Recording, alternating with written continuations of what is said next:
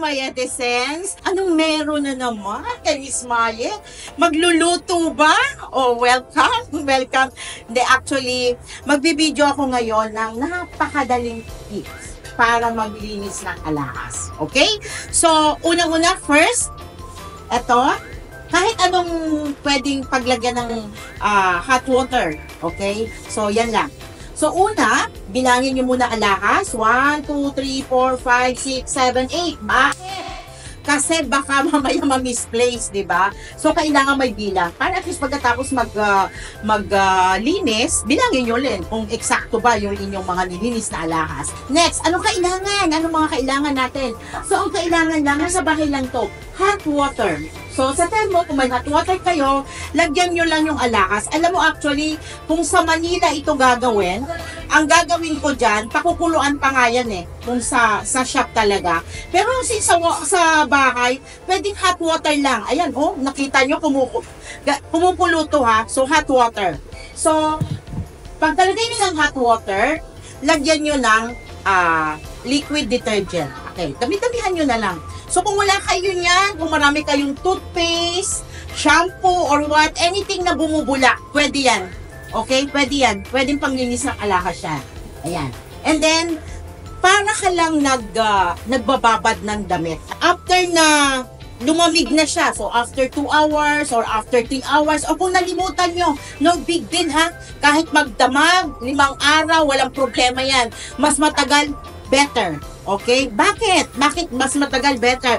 Kasi yung mga dumi sa ilalim, para mas lumambot, mag-subside, ganon. Yun na yun. Iba-brush na natin siya.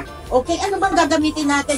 So, pag may mga brush kayo, mga toothbrush kayo, gagaling sa mga hotel, ayun, pwede nyo lang gamitin yan. So, ang gawin natin, i-ano lang natin, toothbrush lang natin. Okay? Dagdagan ko lang ng malamig na tubig para ano ko.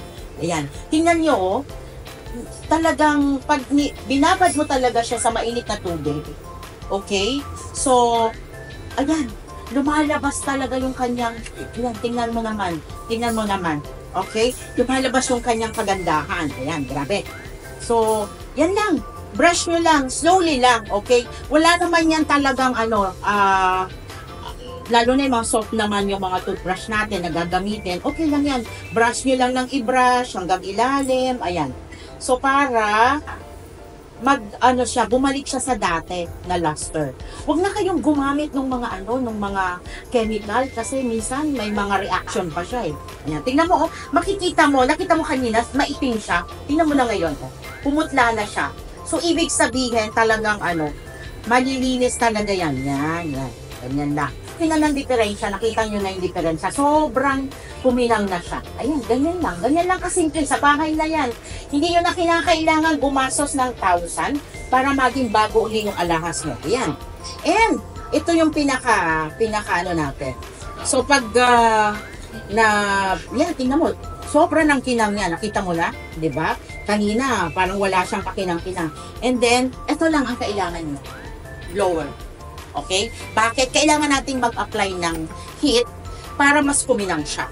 Mas mainit, better. Para mas makinang siya.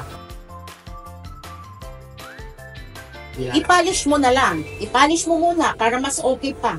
So, punta ka sa Mayet, bibigyan kita ng polishing floor. Yeah. Punta ka sa Mayet, De La Rosa, tingnan mo naman, oh. Sobrang kuminang, diba? O, tingnan mo, yan. Punta ka lang sa Mayet, bigyan namin kayo ng polishing floor. Ayan. Oh. And then, i-polish mo lang. Ganyan kasimple. And then, pagka-polish mo, bilangin ulit. Baka kasi may naiwan, maitapon, diba? So, visit lang kayo sa page ng Mayet De La Rosa para sa iba pang mga tips. Lalo na sa aking YouTube, ha? Mag-follow naman kayo kay Mayet De La Rosa. So, maraming mga tips ni Mayet De La Rosa. Masipag tayo, tingnan mo naman ang kamay ko. So, marami kayong mas matulog doon naman. And, lagi niyong tandaan, marami tayong mga branches, and visit din kayo sa marami ng branches.